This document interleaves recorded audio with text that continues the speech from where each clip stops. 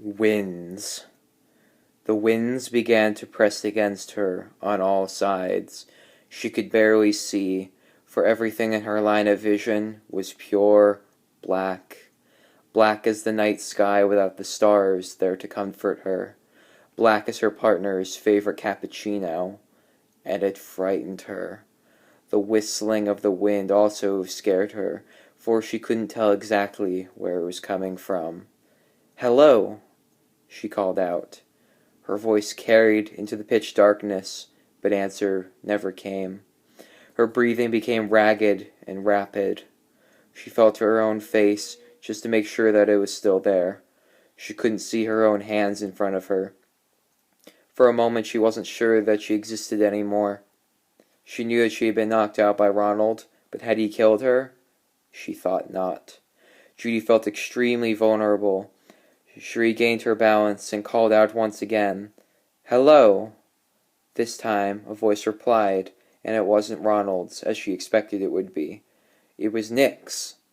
He stood there, with his bright green Hawaiian shirt and black tie, and she couldn't have been happier to see him.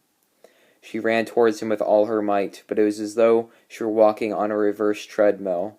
The faster she ran, the farther away Nick seemed to go.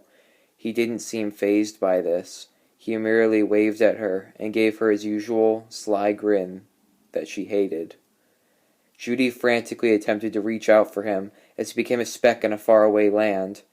Her heart felt as though it had been stabbed. She sank to her knees and bawled into her soft gray fur. The vast emptiness made her sobs echo off of the non-existent walls that supposedly surrounded her. "Judy," a voice asked her calmly. She rose quickly, wiping her tears as she looked for the voice's source, but the voice had no apparent source. "Judy," the voice repeated. She peered around her on all sides, but could see nothing but darkness. "Judy!" the voice screamed at her now. It seemed so close to her, but no one was found. Then she looked up, and she saw it. She looked into the empty black abyss and cried out in fright. She saw two gigantic red eyes towering above her. She let out a cry of fright and fell down.